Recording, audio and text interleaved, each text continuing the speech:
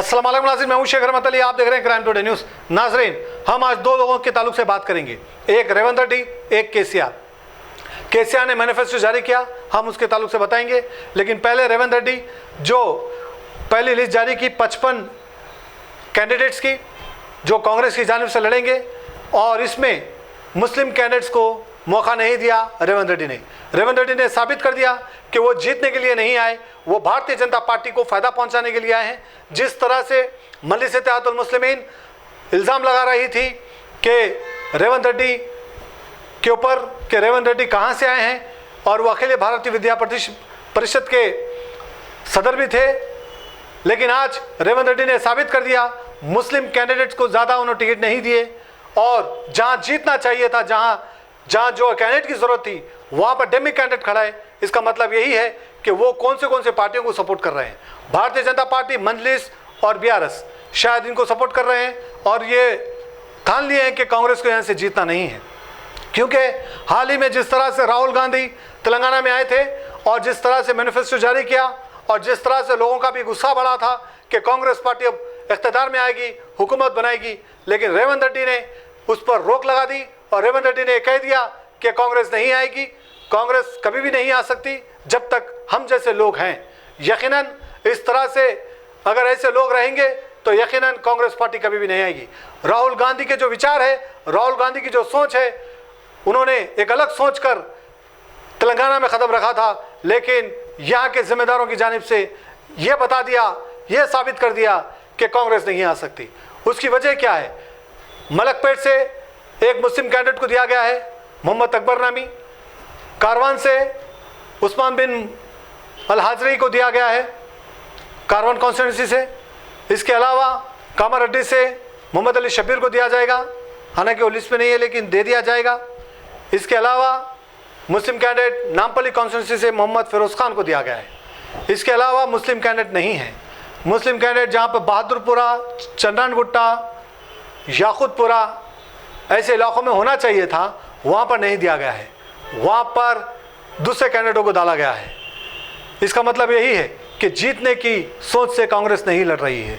और गोशा महल में खातून को टिकट दिया गया है, वो खातून कैसे लड़ेगी, क्या लड़ेगी, बहरहाल इलेक्शन के बाद ही पता चलेगा।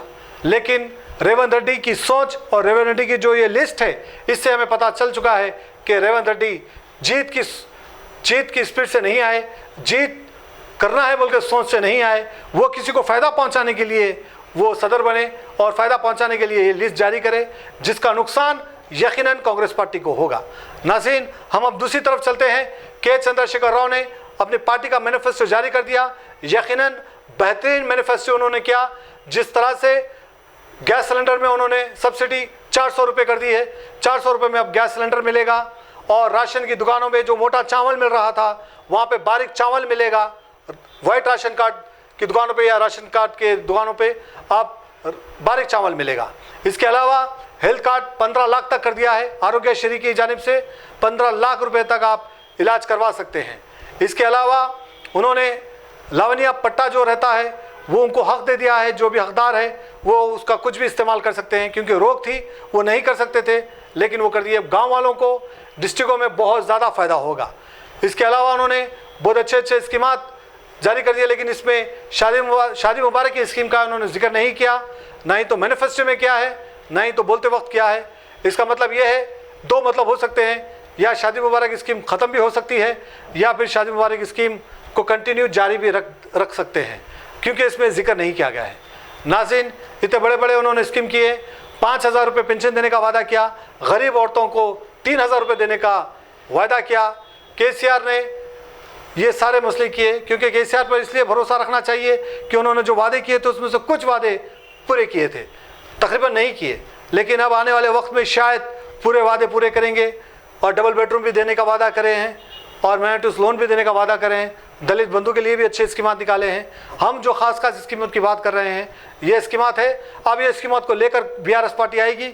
यकीनन अगर ये इस तरीके से बीआरएस पार्टी आएगी तो यकीनन बीआरएस पार्टी की कामयाबी होगी, क्योंकि रेवंत रेड्डी ने यह साबित कर दिया कि वो कांग्रेस को नहीं जिताना है। तो अब बीआरएस पार्टी यकीनन मैदान में आएगी।